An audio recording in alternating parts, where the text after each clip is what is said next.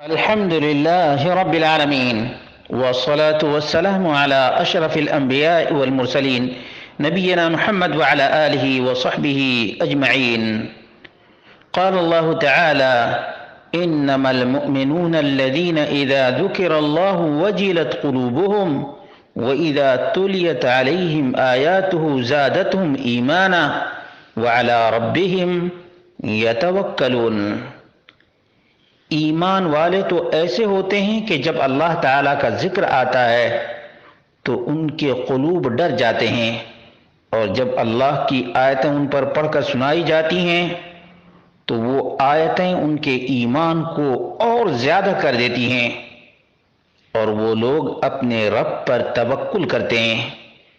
یہ سورۃ الانفال کی آیت نمبر 2 ہے.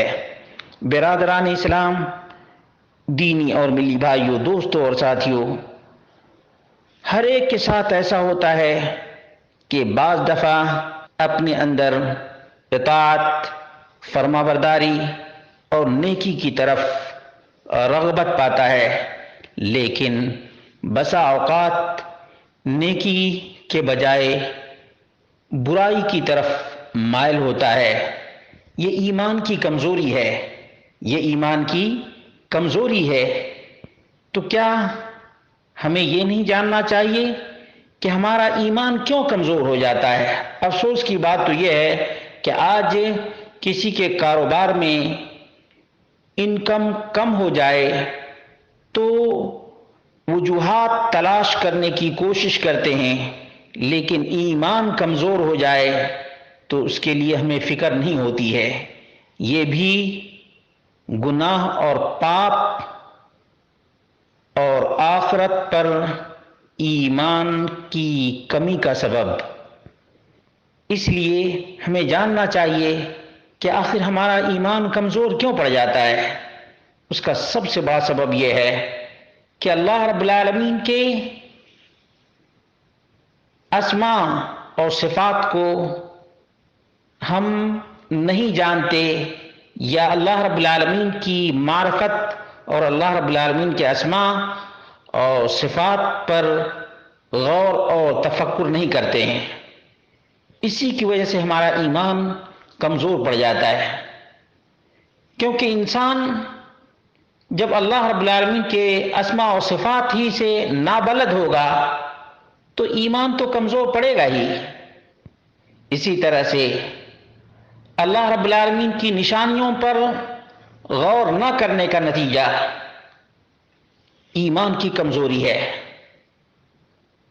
اور کچھ لوگ بہت سی نشانیوں کو دیکھنے کے باوجود عبرت کی نگاہ سے نہیں دیکھتے ہیں تو ان کو ایمان بھی نصیب نہیں ہوتا ہے. اسی لیے شاعر نے کہا تھا، جس نے سورج کی شعاعوں کو گرفتار کیا، جس نے سورج کی شعاعوں کو گرفتار کیا، زندگی کی شب تاریک سحر کر نہ سکا. حالانکہ جب ایک آدمی اللہ رب العالمین کی نو بنو مخلوقات کو عبرت کی نگاہ سے دیکھتا ہے تو ایمان میں تازگی آتی ہے. اور جب ان کواکب اور ستاروں کو، ان مخلوقات کو عبرت کی نگاہ سے نہیں دیکھتا تو ایمان کمزور ہو جاتا ہے، ایمان کمزور ہو جاتا ہے.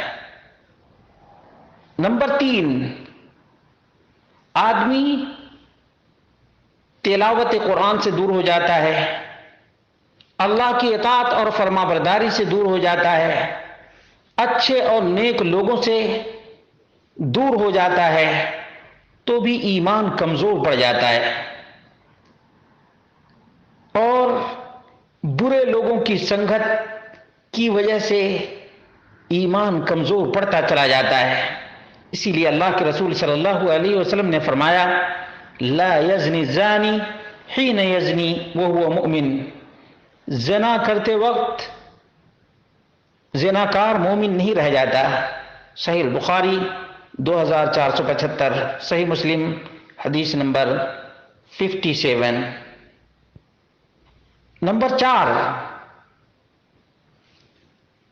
اطاعت اور فرمانبرداری کے کاموں میں دلچسپی نہ لینے کی وجہ سے بھی ایمان آدمی کا کمزور ہو جاتا ہے، اور اس کی وجہ سے اس کے اوپر طرح طرح کے عتاب آنے لگتے ہیں، بے سکونی کی زندگی ہو جاتی ہے، اور کہیں بھی اس کو دل نہیں لگتا ہے، ہمیشہ